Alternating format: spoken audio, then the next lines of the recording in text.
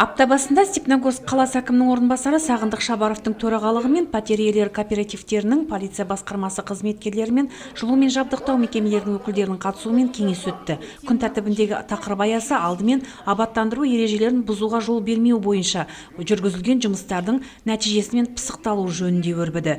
Мұнда өңірдегі криминогендік ахуал жайында полиция басқармасы басшысының бірінші орынбасары Сәкен Әбілмажинов баяндады. В 2021 году сотрудниками управления полиции рассмотрено 397. 2021 жылы Степногорск қаласының полиция басқармасы қызметкерлерімен 397 арыз құқық бұзушылық туралы хабарлама қаралды. Оның 273-і сотқа дейінгі тергеу басталған қылмыстар. Тіркелген қылмыстардың 70%-ы атап айтқанда 130-дан астам факт біреудің мүлкін ұрлау жағдайлары болып отыр деп ақпараттандырды баяндамашы. Бейнебақылау жүйелері ішкі істер органдарына қылмыстарды уақытылы ашуға көмектеседі. Осы құрылғылардың көмегімен 54 ұрлық ашылған. Бұл қылмыстардың жасалған орындар, дүкендер мен қоғамдық орындар. Сыртқы бейнебақылау камераларының көмегімен 6 көлік құралын айдап әкету және 1358 әкімшілік құқық бұзушылық анықталып отыр.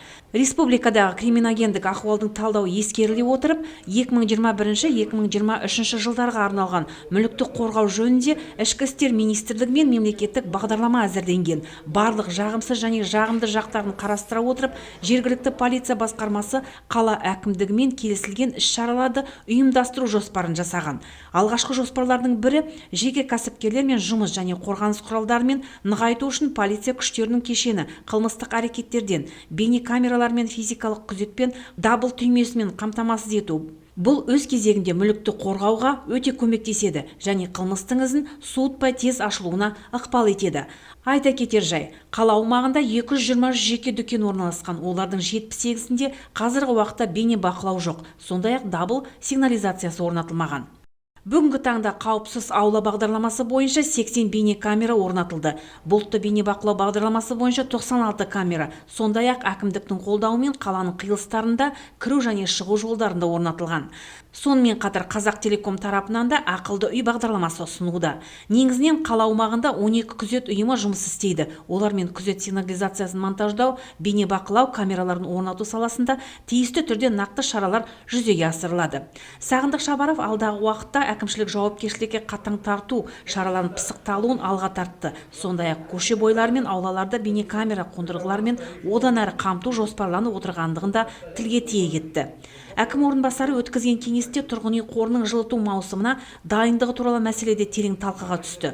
20 қыркүйекке қараған күнде Степногорск жылу транзит серіктестігі өкілінің пайымдауынша қала бойынша 287 тұрғын үйдің 26-сы ыстық сумен қамтылған. Бұл жылу транзит серіктестігіне қарасты жүйелердің бойында анықталған ақаулардың салдарынан болып отырған көрінеді. Воды нету, в общем, получается 27 домов по городу подключения теплотранзита. Из 287 домов 27 домов нету. Повреждения у нас 26 с земляными работами и 4 дома по включению КСК, но отсутствует вода. Ақаулардың тез арада жөнделмеуінің енді бір себебі мамандардың тапшылығы.